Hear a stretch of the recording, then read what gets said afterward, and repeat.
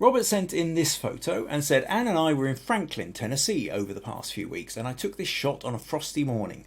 The horses were friendly and cooperative. I like this photo the best of the series. The fence curves around behind them and adds an interesting line. I also like the neckline on the foreground horse as well. Their parallel faces add yet another line. I'm hoping this is of interest to you as well. Please let me know your thoughts and critique. This is the edited version. Robert also sent me another one, which was this, taken from a slightly different angle. Now, this one isn't in focus, but it does give you a sense of what the light was doing in the frosty morning.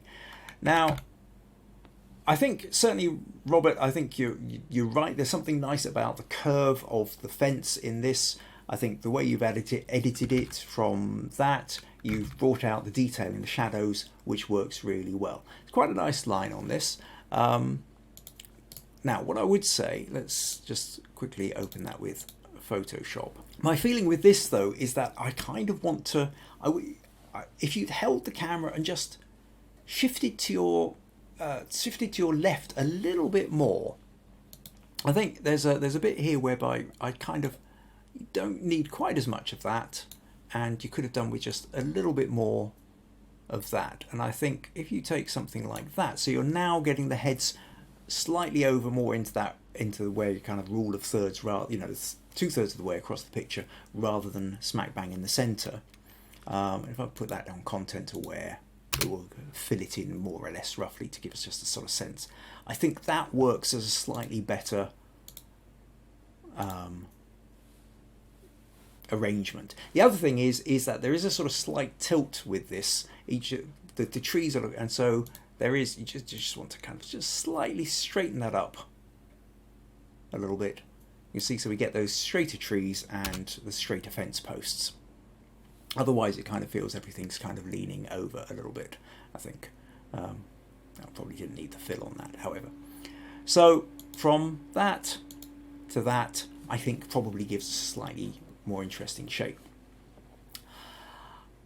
I also feel, I think, kudos to you. I think you're well on the way there, Robert. But I must admit, I kind of feel that I would love to make more of the backlight with this. That extra little photo that you had, sort of an out of focus one with Anne, I think with the horse, is it?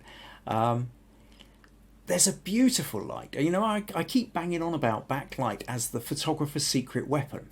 And it really is. When you've got that kind of golden, almost halo around the edge of, the horse's mane or even Anne's hair. It's also lovely building in the background. And I love the way even the light is catching the last remnants of those autumn leaves on the trees. So all these little kind of golden specks